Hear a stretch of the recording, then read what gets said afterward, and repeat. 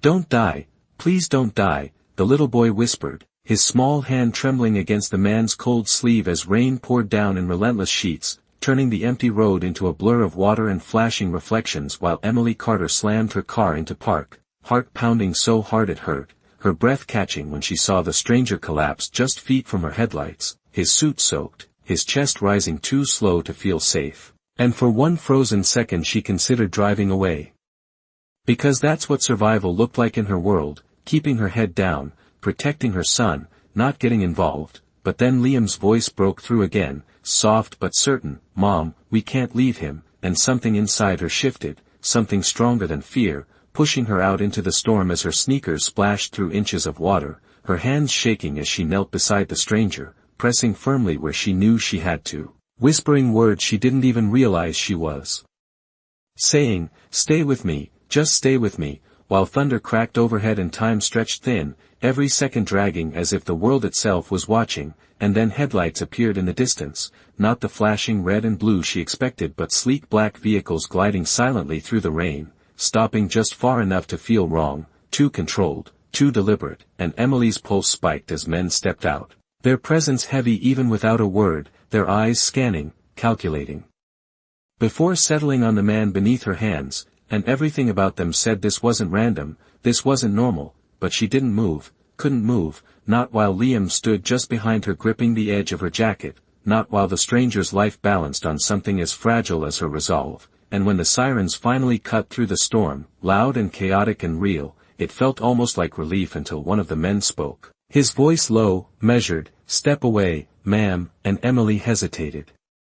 Her gaze flickering down to the man's face, memorizing the sharp lines, the stillness that didn't match the storm around them, before slowly pulling back, her fingers lingering for a fraction too long as if letting go meant something more than it should, and she turned, guiding Liam toward the car, her mind racing, telling herself this was over, that she'd done her part, that she could go back to her life, her small apartment, her quiet routines, but as she opened the door and helped Liam inside, she felt it, that strange, unshakable sensation of being watched, of something unseen locking into place, and when she glanced back one last time, the man on the ground was gone, replaced by shadows and silence, the black vehicles already disappearing into the storm as if they had never been there at all, and Emily stood frozen in the rain, her heart still racing, unaware that in choosing not to walk away, she had just stepped into a world that would never let her leave. Emily did not sleep that night, not really, because every time she closed her eyes she saw the rain again, heard Liam's voice again, felt the weight of a stranger's life in her hands, and by morning everything should have felt distant, like something that happened to someone else, but it did not, it clung to her, quiet and persistent, as she moved through her routine, making Liam breakfast in their small kitchen, tying his shoes, forcing a smile when he asked if the man was going to be okay.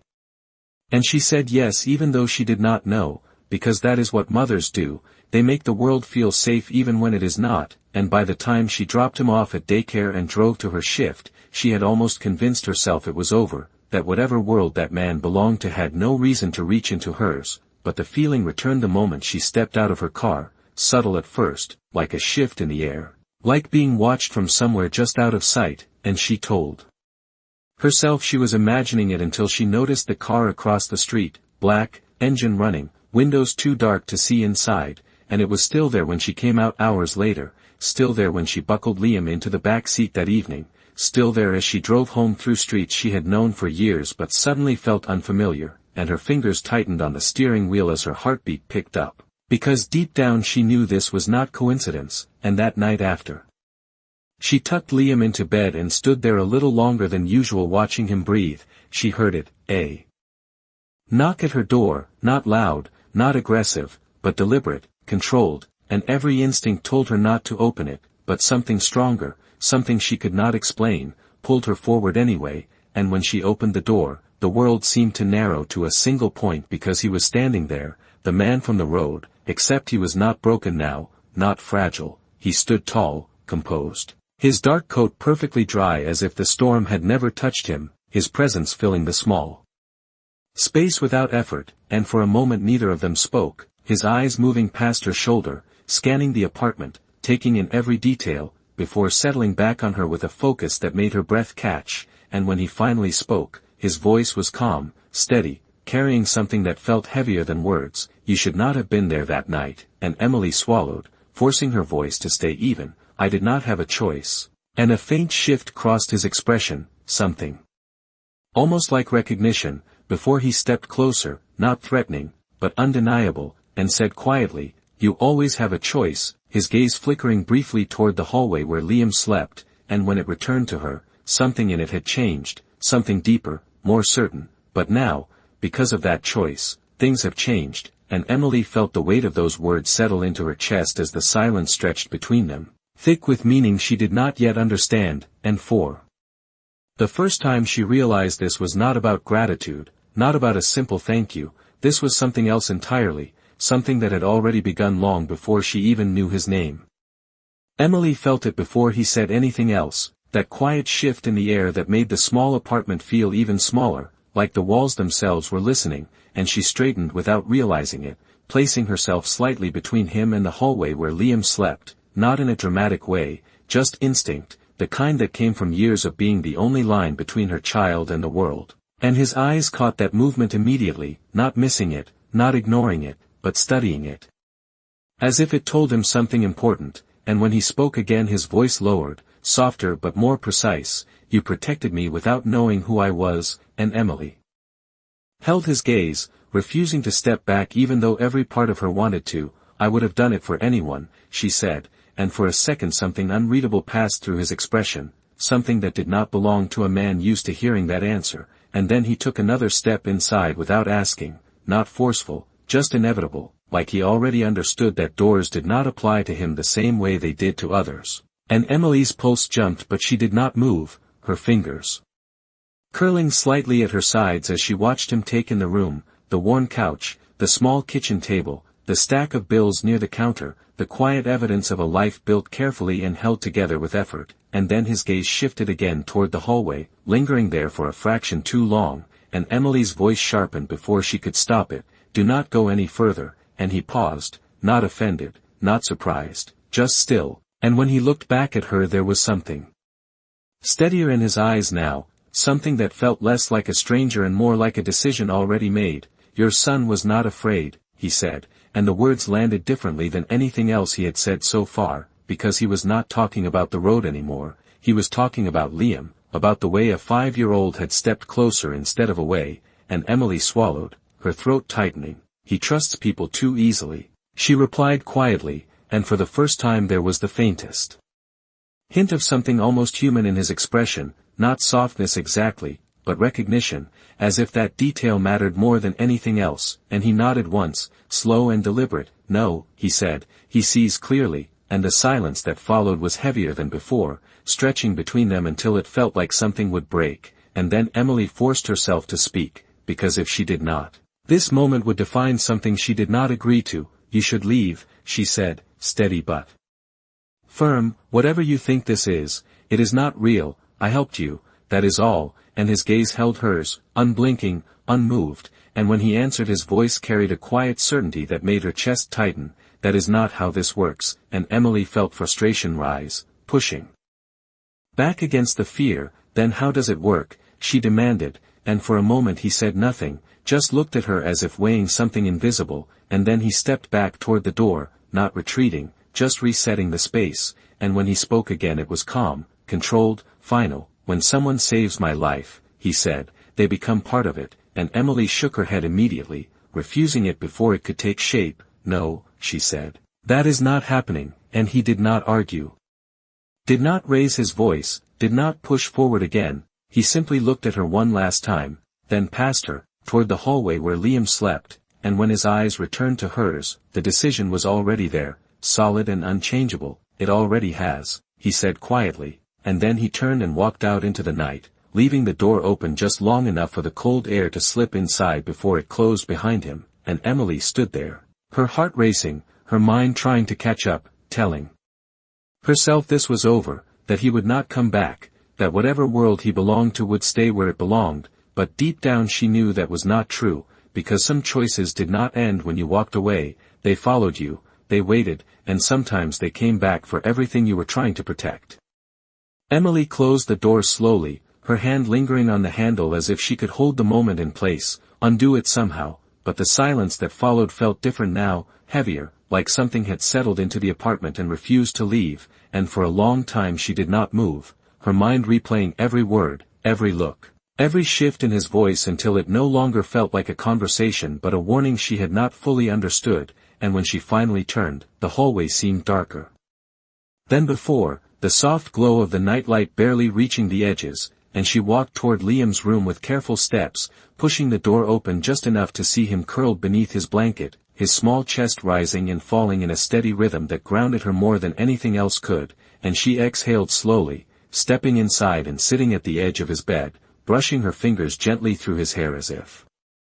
confirming he was still here, still hers, untouched by whatever had just entered their lives, and for a moment she let herself believe that nothing had changed, that tomorrow would come like it always did, with alarms and routines and small, predictable problems, but the illusion cracked the second she heard a car door close outside, distant but deliberate, and her gaze lifted toward the window, her heart picking up again, because she knew that sound now, knew what it meant, and when she stood and crossed the room, pulling the curtain back just an inch, she saw it, the same black car parked under the dim streetlight, engine running, unmoving, and something cold settled in her chest, not panic exactly, but certainty, the kind that did not leave room for denial, and she let the curtain fall back into place, her thoughts racing as she tried to make sense of it, because this was not protection, not in the way he had said it. This was something else, something that blurred the line between safety and control, and she felt it pressing in from all sides, quiet but absolute, and the next morning it followed her, subtle at first, a car 2 blocks behind, a man standing too still near the daycare entrance, a shift in the air that never quite went away, and Emily kept moving, kept smiling, kept pretending everything was normal because Liam needed that, because her life depended on that illusion holding together just a little longer, but inside the tension built, tightening with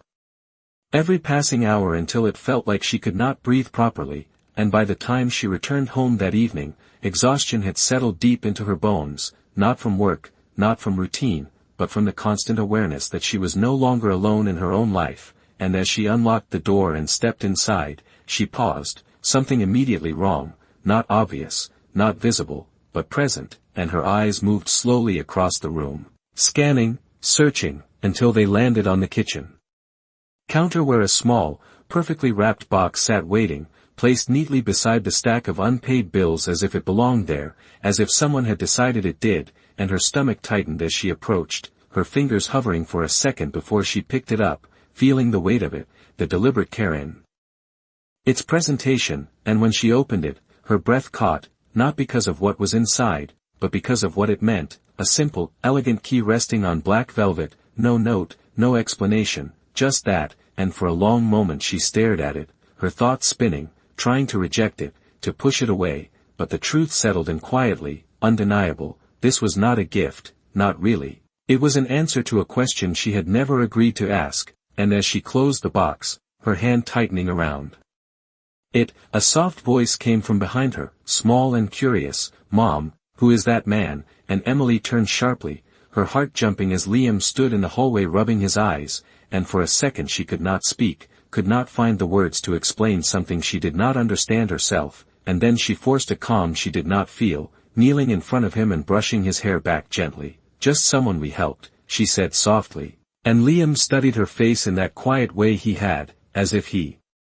could see more than she said, and after a moment he nodded, simple, accepting. "He is coming back," he said, not a question, just a statement, and Emily felt something inside her tighten again, because deep down she knew he was right, and not because he had promised it, but because some people did not leave once they decided to stay.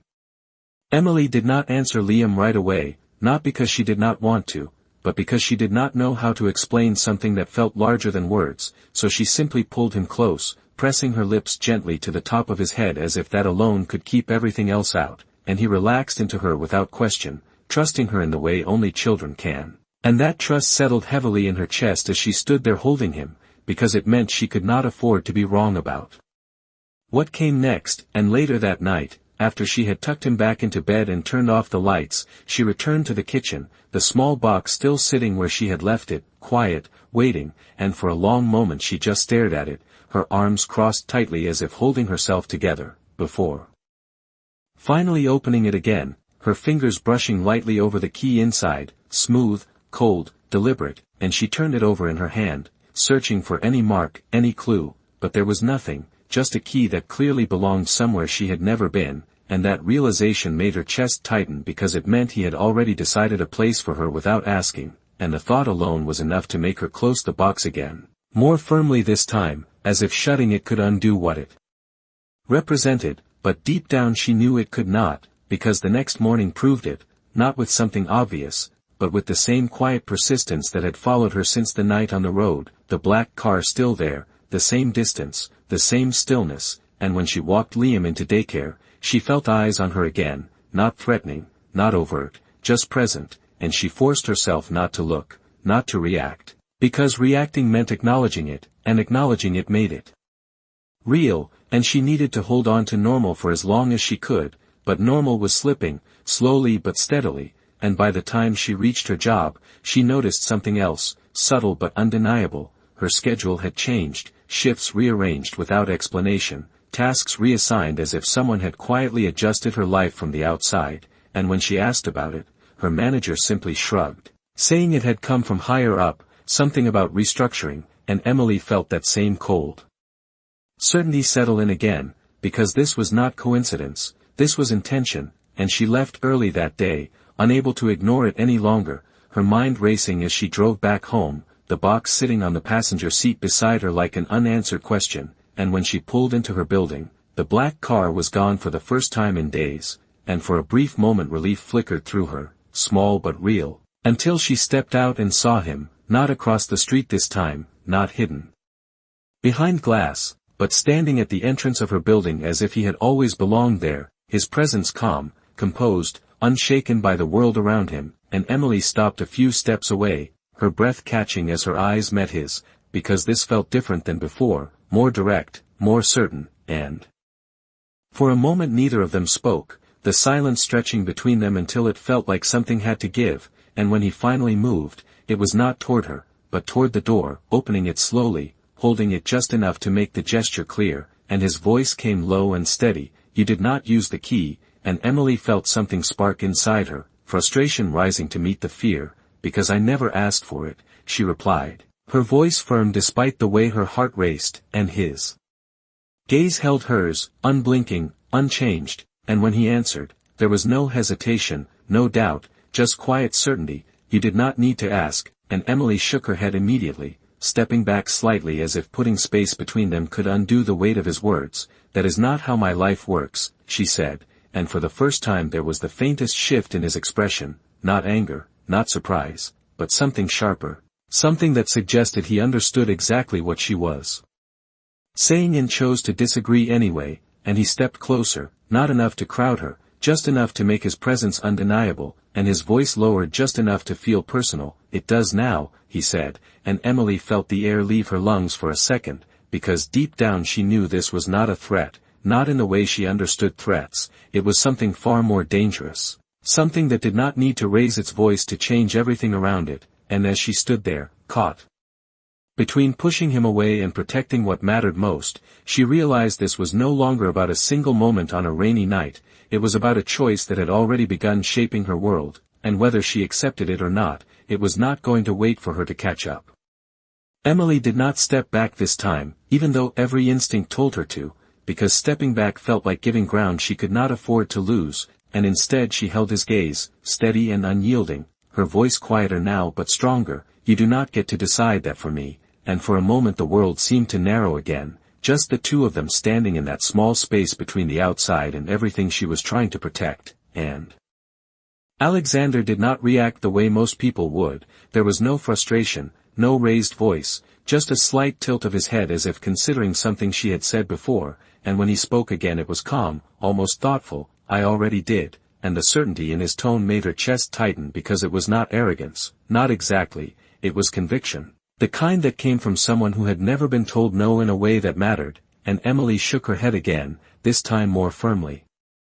"That is not how people work," she said, and something shifted in his eyes, subtle but unmistakable, as if that single sentence carried more weight than anything else she had said, and he took a breath, slow and controlled, before answering, "That is how my world works," and the words hung there, heavy and unmovable, and Emily felt the distance between their lives stretch wider than ever, because this was not just about him anymore. It was about everything he represented, everything she had spent years avoiding, and she glanced briefly toward the street behind him, toward the space where the black car had been for days, now empty, and the absence felt just as deliberate as its presence had, and when her eyes returned to him, there was something sharper in her expression now, something more resolved. "Then keep your world away from mine," she said, and for the first time there was a pause, a real one, not silence but consideration. And Alexander's gaze softened by a fraction, not enough to be gentle, but enough to be different, and he looked past her again, toward the building, toward the life she was trying to hold together, and when he spoke this time, his voice carried something quieter beneath it, something that almost sounded like warning instead of control. "You do not understand what is already coming toward you," and Emily felt a flicker of unease at that, small but real, because part of her knew he was not saying it to scare her, he was stating it like a fact. And she crossed her arms slightly, grounding herself in the moment. "Then explain it," she said, and he looked at her again, really looked this time, as if measuring how much she could take, how much she would believe, and then he shook his head once, slow, deliberate. "If I explain it, it is already too late," he replied, and the words landed harder than she expected, because they did not feel like manipulation, they felt like something closing in, something she could not yet see, and before she could respond, before she could push further, he stepped back, creating space between them again, but it did not feel like retreat, it felt like preparation, and his voice returned to that steady certainty that had followed her since the night on the road. "Use the key," he said, "before you need it," and Emily's breath caught slightly, frustration rising again to cover the unease. "I am not going anywhere with you," she said, and he held her gaze for one last second, something unreadable passing through his expression, something that almost resembled understanding, and then he turned, walking away without another word, his steps unhurried, controlled, as if he had all the time in the world, and Emily stood there, watching him disappear down the sidewalk, her heart still racing, her thoughts spinning faster now, because this was no longer just about him showing up, it was about the things he was not saying, the things he expected her to realize on her own, and as she finally turned and stepped inside her building, the weight of it followed her, pressing in with every step, until it settled somewhere deep and unshakable, and for the first time since that night, Emily felt something she had been refusing to name, not fear, not exactly, but the quiet, growing certainty that whatever was coming, it was already closer than she thought. Emily did not touch the key that night, she left it exactly where it was on the kitchen counter, as if ignoring it could somehow delay everything it represented, but ignoring it did not quiet the feeling that had been building inside her, that slow, tightening awareness that something unseen was moving closer, and it followed her into the next day, into every small moment that used to feel ordinary, until nothing felt ordinary anymore, and she found herself checking the street more often, listening more carefully, holding Liam a little closer when they walked from the car to the daycare door, and Liam noticed, of course he did, because children always notice the things adults try to hide, and he looked up at her that morning with that same calm certainty he had shown on the road. "Mom, you are scared," he said quietly, and Emily forced a small smile, brushing his hair back gently. "I am just tired," she replied, but he did not look convinced, his eyes lingering on her face a second longer before he nodded, accepting the answer even if he did not fully believe it, and that trust made her chest ache in a way she could not explain, because it meant she had to be stronger than whatever this was, had to stay ahead of something she could not even see, and the day moved forward, slow and heavy, until the moment everything shifted, not with noise, not with chaos, but with absence, and Emily felt it immediately when she arrived at the daycare that afternoon. Something off, something wrong, the usual sounds quieter than they should have been, the staff moving differently, their smiles tighter, their eyes avoiding hers for just a second too long, and her heart began to race as she stepped inside, scanning the room automatically until her gaze landed on the empty space where Liam usually sat, and the breath caught in her chest so sharply it hurt, and she moved faster then, crossing the room, her voice steady only because she forced it to be. "Where is Liam?" she asked, and the teacher hesitated, just for a second, but it was enough to send a cold wave through her entire body, and then the answer came, careful, measured. "He was picked up early," and the words did not make sense at first, they did not fit into anything real, because there was no one who could do that, no one she had authorized, no one who even knew the details, and Emily felt the world tilt slightly as her mind tried to catch up. "By who?" she asked, and the silence that followed was louder than any answer could have been, stretching just long enough to confirm what she already feared, and when the teacher finally spoke, her voice was quieter now, uncertain. "A man," she said. "He had the correct information, he knew your name, your schedule, everything," and Emily felt her hands go cold, her pulse thundering in her ears as one single thought cut through everything else, because there was only one person who knew that much, only one person who had been watching closely enough to make something like this possible, and the realization hit her all at once, sharp and undeniable, and she turned without another word, already moving, already reaching for her phone with shaking fingers, the image of the key flashing in her mind like an answer she had refused to accept, and as she stepped outside into the fading light, her eyes went immediately to the street, searching, hoping, fearing all at once, and then she saw it, not the black car this time, but something else, something that felt even more deliberate, a single envelope resting on the hood of her car, perfectly placed, waiting for her, and Emily stopped a few steps away, her breath uneven, her thoughts racing, because deep down she already knew what it meant, and for the first time since all of this began, the choice she had been holding on to felt like it was slipping away entirely.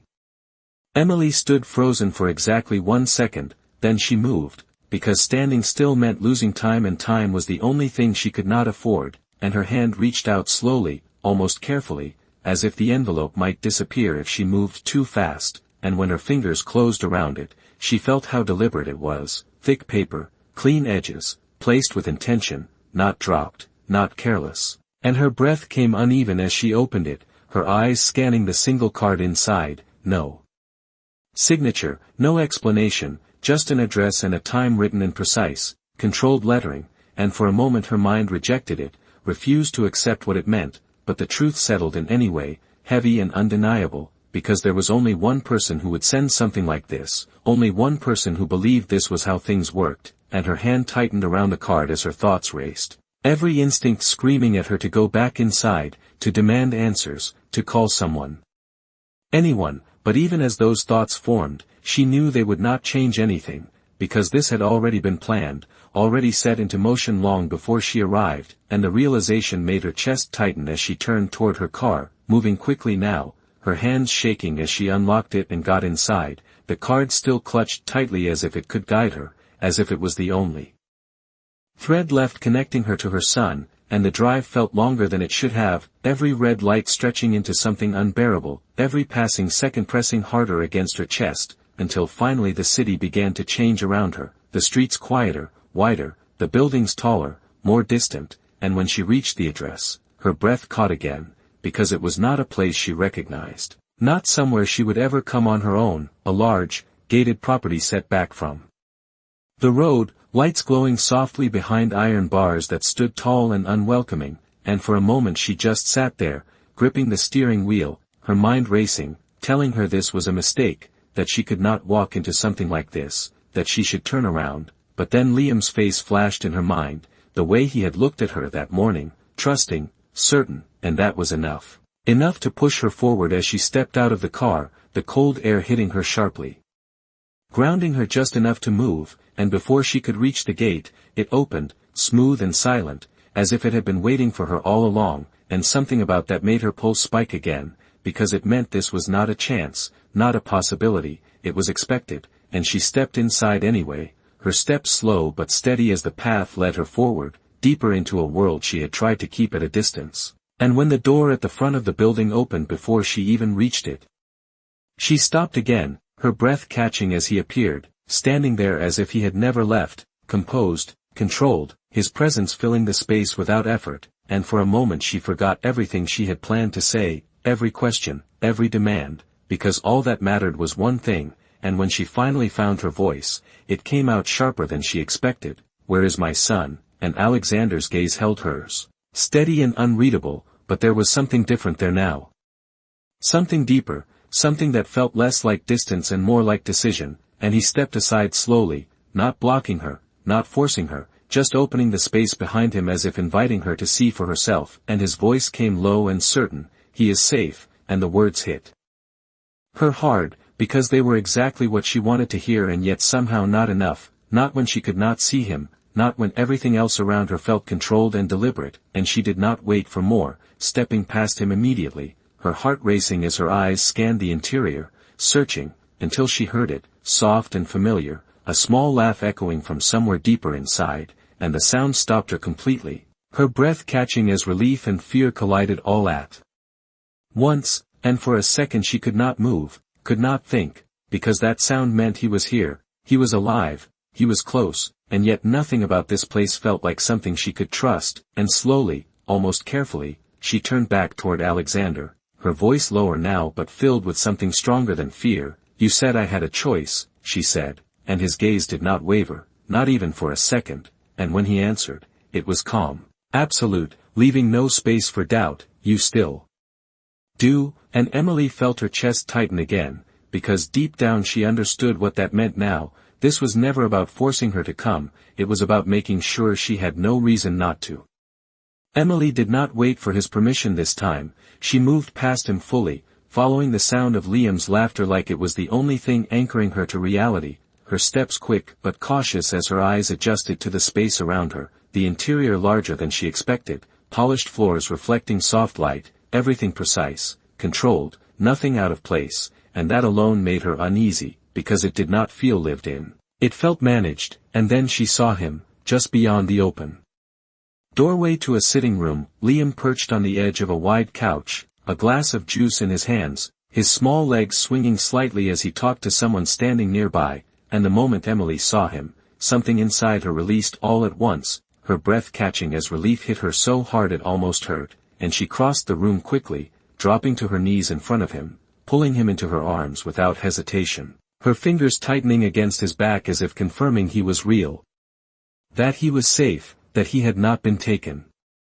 from her in a way she could not fix, and Liam laughed softly, wrapping his arms around her neck without fear, without confusion, as if this was just another place, another moment, and that alone made her pull back slightly, her hands resting on his shoulders as she searched his face. "Are you okay?" she asked, her voice softer now but still carrying the edge of everything she had just felt, and he nodded easily, glancing past her for a second before looking back. "He said you were coming," he replied, simple, certain, and Emily's chest tightened again at that, because of course he had, of course everything here had been arranged down to the smallest detail, and she stood slowly, turning just enough to see Alexander where he remained near the doorway, his posture relaxed but his presence unchanged, watching without interfering, and for a moment Emily said nothing, because what could she say that would match what had just happened, what could she demand that had not already been answered in a way she did not agree to, and when she finally spoke, her voice was quieter, more controlled, but no less firm. "You had no right to bring him here," and Alexander's gaze held hers, steady as always, but there was no defensiveness in it, no attempt to justify in the way she expected, just that same calm certainty that had followed her since the beginning, and when he answered, his tone remained even. "I did not bring him somewhere dangerous," he said, and Emily shook her head. Immediately, stepping slightly in front of Liam again without realizing it, her body moving on instinct, "That is not the point," she replied, and for the first time there was a slight pause in him, a moment where his gaze shifted, not away, but deeper, as if considering the difference between what she was saying and what he believed, and then he took a step forward, slow, deliberate, not closing the distance entirely, but enough to make his presence felt more clearly, and his voice lowered just slightly, carrying something beneath it that had not been there before, something quieter. "Then tell me the point," he said, and Emily felt the weight of that question settle heavily, because it was not a challenge, not exactly, it was an invitation to define something she was still trying to understand herself. And she drew a breath, steadying herself. "The point is that he is my son," she said, her voice firm, unwavering now, "and no one makes decisions about him except me," and the words hung there, clear and undeniable, and for a moment the room felt still, like everything had paused to see what would happen next, and Alexander watched her closely, not dismissing her, not interrupting, just taking in every word, every movement, every shift in her expression, and when he finally spoke again, his voice was calm but carried something deeper than before, something that did not try to override her, but did not step back either. Then make the decision, he said, and Emily's breath caught slightly, because the way he said it changed everything. This was not about control in the way she had thought, not entirely. This was something else, something that placed the weight back in her hands while still shaping the space around her. And she looked down at Liam for a brief second, his small hand reaching for hers without hesitation, trusting her to decide what came next. And when she looked back at Alexander, she realized the truth of what he had been saying all along. This was never about forcing her to come here, it was about making sure that when she did, she understood exactly what was at stake, and that realization settled deep, heavy and unavoidable, because for the first time, the choice in front of her did not feel like escape anymore, it felt like something she might not be able to walk away from at all.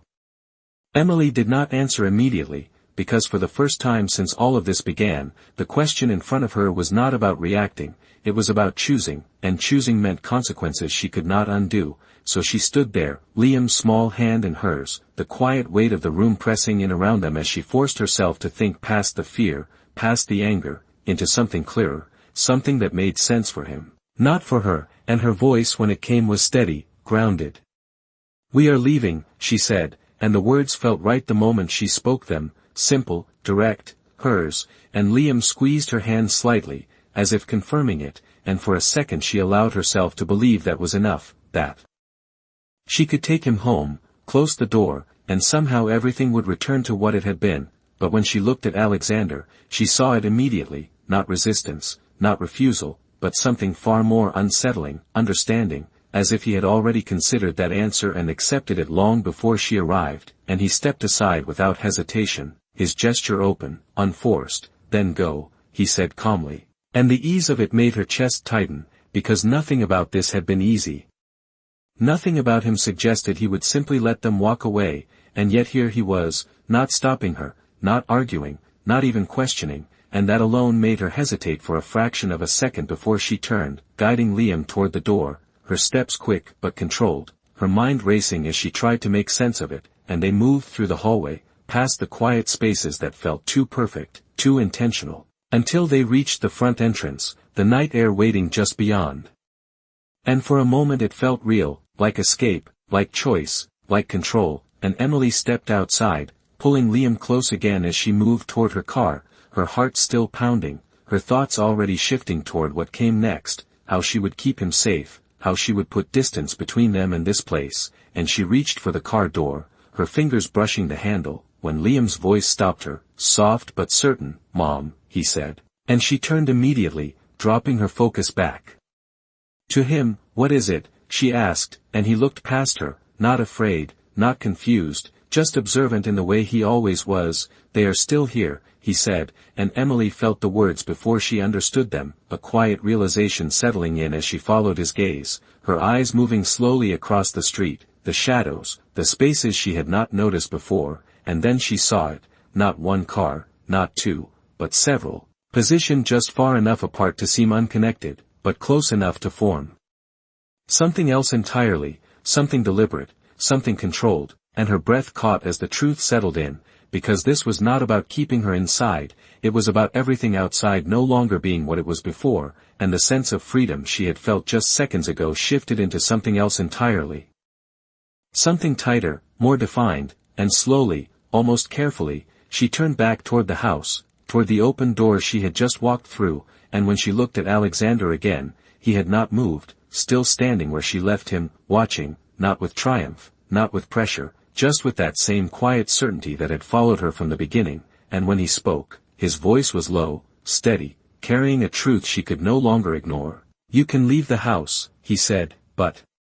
you cannot leave what is coming." And Emily felt her chest tighten as everything clicked into place, because this had never been about taking something from her, it had been about showing her what she was already standing inside, and for the first time, the choice in front of her did not feel like a question of leaving or staying, it felt like a question of where she could survive. And as she stood there, caught between the life she knew and the one she never wanted, she realized something that changed everything, the moment she chose to save him, she had not just stepped into his world, she had brought his world to hers, and now there was no version of her life that did not include it. Emily did not move right away, even though every part of her wanted to grab Liam and run, because now she understood that running without direction was not escape, it was risk, and risk was something she could no longer afford, not with him standing beside her, his small hand still wrapped tightly around hers, trusting her to know what to do next, and that trust grounded her in a way nothing else could, forcing her to breathe slower, to think clearer, to look at what was actually in front of her instead of what she wished it could be, and slowly, deliberately, she turned back toward the house, her steps measured now, not hesitant but controlled, as if reclaiming something she had almost lost in that brief moment outside, and when she crossed the threshold again, she felt it immediately, the difference, not safety exactly, but containment, a space where things were known, where the lines were at least visible. And Alexander had not moved, still watching, still waiting, but there was something different in his gaze now, not satisfaction, not victory, something closer to acknowledgement, as if she had finally seen what he had been trying to show her all along, and Emily stepped fully inside, the door closing behind her with a quiet finality that echoed more than it should have, and for a second she let the silence settle, let the weight of her decision take shape, before she spoke, her voice steady, clear, "You said I have a choice," and his eyes remained on hers, unshaken. "You do," he replied. And she nodded once, slow, deliberate, then "This is it," she said,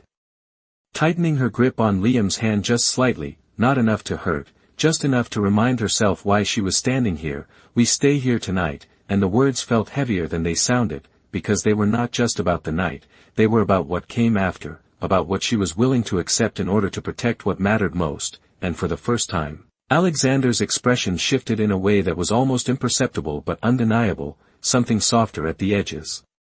Something that suggested this outcome had always been part of his expectation, and he inclined his head slightly, a small, controlled acknowledgement, "That is the correct decision," he said, and Emily felt a flicker of frustration at that, at the certainty in his tone, but she did not push it, not now, not when she needed more information than pride could afford, and instead she drew a breath, steadying herself again. "But this does not change anything," she added firmly, "you do not get to decide what happens to us beyond this," and his gaze held hers, unblinking, considering, and for a moment the silence stretched again, not tense, not confrontational, just deliberate, and then he nodded once, slow, measured, "For now," he said, and the words were not a challenge, not a threat, just a statement that left room for something else later, and Emily felt the meaning settle in, understanding that this was not over, not resolved, but contained, at least for the moment, and she turned slightly, guiding Liam further inside, her eyes scanning the space again, taking in the details with a different awareness now, not as an outsider looking in, but as someone who might need to understand how everything worked, where everything led, and Liam looked up at her again, his expression calm, almost curious. "Are we staying here?" he asked, and Emily knelt beside him, brushing her hand gently along his cheek, grounding both of them in something simple, something real, "Just for tonight," she said softly, and he nodded, accepting it without question, and as she stood again, her gaze lifted once more to Alexander, meeting his eyes with something new behind it now, not just resistance, not just fear, but resolve, because she understood the truth now. This was not about him claiming her world, it was about her stepping into his with her eyes open, and if she was going to do that, even for one night, then it would be on terms she defined as much as she could, and as the silence settled around them again, one thing became clear in a way it had not before: this was no longer about whether she would be part of his world, it was about how much of herself she would allow it to take. The night settled differently inside the house, quieter than it should have been, as if even the walls understood the weight of the decision that had just been made, and Emily felt it with every step as she followed the house staff down a long hallway, Liam walking beside her without hesitation, his small hand still anchored in hers like it belonged there more than anywhere else. And the room they were shown was larger than anything she had ever called her own, soft lighting, clean lines. Everything placed with intention, and it should have felt like comfort, but instead it felt like something else entirely, something borrowed, something temporary, and Emily stood near the doorway for a moment after they were left alone, her eyes moving slowly across the space, taking in every detail as if memorizing it, not because she wanted to stay, but because she needed to understand where she was, and Liam broke the silence first. His voice soft but curious. "This place is big," he said. Walking further in, his gaze lifting toward the tall windows, and Emily forced a small smile, watching him instead of the room, because he was the only part of this that felt real. "It is," she replied quietly, and he turned back to her with that same calm certainty he always carried. "He is not scary," Liam added, and the words made her pause, because they were so simple, so direct, and yet they cut through everything she had been feeling, and she walked over slowly, kneeling in front of him again, her hands resting gently on his arms, grounding both of them. "You should not trust people so quickly," she said softly, and Liam tilted his head slightly, thinking in that quiet way he did. "He did not hurt you," he replied, and Emily felt something tighten in her chest at that, because he was not wrong, not yet. And that was what made this so complicated, so difficult to define, and she brushed her fingers through his hair again, slower this time. "That does not mean we know him," she said, and Liam nodded, accepting it, even if he did not fully agree, and after a moment he climbed onto the bed, settling in as if the space belonged to him already, and Emily stood again, her gaze drifting toward the door, toward the hallway beyond, toward everything she could not see. And the silence stretched for a moment longer before it broke, not with sound, but with presence, and she felt it before she saw him, that shift in the air that had become too familiar, and when she turned, Alexander was standing in the doorway, not entering fully, just there, as if respecting the space without removing himself from it, and Emily straightened slightly, her expression controlled, guarded, but no longer uncertain, and he spoke first, his voice low, steady. "Everything you need is here," he said. And Emily held his gaze, not stepping closer, not stepping back. "Accept answers," she replied, and something in his expression shifted again, subtle but real, as if he had expected that, and he stepped inside just enough to close the door behind him, the soft click echoing more than it should have, and for a moment he said nothing, just looked at her, measuring, deciding, and then he spoke, quieter now, more deliberate. "There are people who know you helped me," he said. And Emily felt her chest tighten slightly, not in surprise, but in confirmation, because part of her had already understood that, and that matters, he continued, his gaze steady. "More than you think," and Emily crossed her arms slowly, grounding herself again. "Then tell me what is coming," she said, and for the first time since she met him, he did not answer immediately, not because he did not want to, but because the answer itself seemed to carry weight, and when he finally spoke, his voice was lower, more precise. "They will not come for me first," he said, "they will come for what I care about," and the words settled into the room, quiet but heavy, and Emily felt something shift inside her again, something clearer now, something that connected everything he had been trying to show her, and her gaze flickered briefly toward Liam before returning to him, and when she spoke, her voice was softer but stronger. "So this is not about protection," she said, and Alexander held her gaze, unflinching, and when he answered, there was no hesitation, no attempt to soften it, just truth. "It is," he said, "but not in the way you want it to be," and the silence that followed was different this time, not confusion, not resistance, but understanding beginning to take shape. Because Emily finally saw it for what it was, this was not a situation she could step out of. Not anymore, it was something that had already wrapped around her life, and as she stood there, facing the man who had become the center of it all, one thing became undeniable. This was no longer about whether she trusted him, it was about whether she could survive without him. Emily did not look away from him this time, because there was nothing left to soften, nothing left to misunderstand. The truth had settled too deeply for that, and she felt it in the steady rhythm of her breath, in the quiet weight behind her eyes, in the way her hand rested instinctively near Liam even without touching him, and for the first time since that night on the road, she was not reacting, she was deciding. And that changed everything, and when she spoke, her voice was calm, controlled, but carried something stronger than before, something grounded. "Then you should have told me from the beginning," she said, and Alexander's gaze did not shift, but something in it responded, something that acknowledged the shift in her, and he stepped further into the room, not closing the distance entirely, but no longer holding himself at the edge, and his voice came low, steady. "If I had told you everything, you would have run," he said. And Emily let out a slow breath, because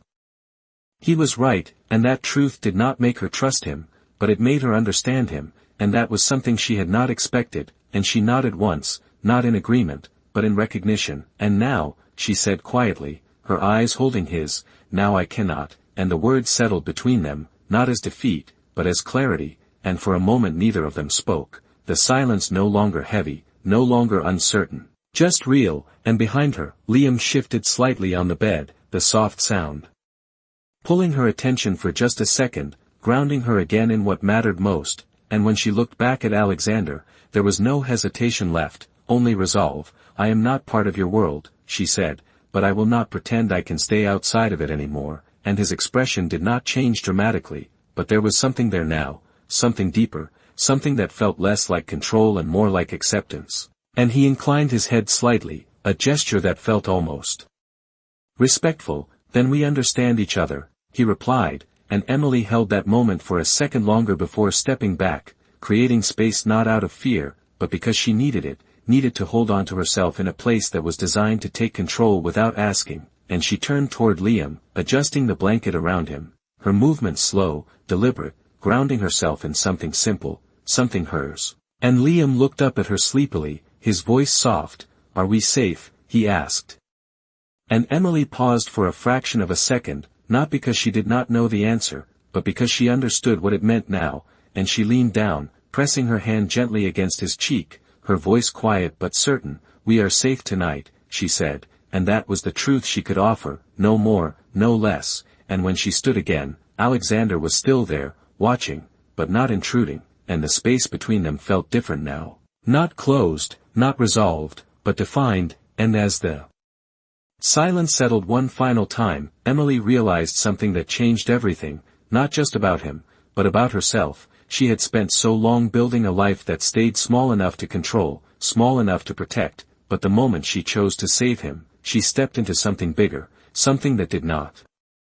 ask permission, and now standing here, in a place she never would have chosen, with a man she never would have trusted, she understood the truth she could not ignore anymore. Survival was not always about staying away from danger, sometimes it was about standing in the middle of it and deciding who you were going to be, and as her gaze met his one last time, steady and unafraid, one thing became undeniable. He may have brought her into his world, but he had not decided who she would become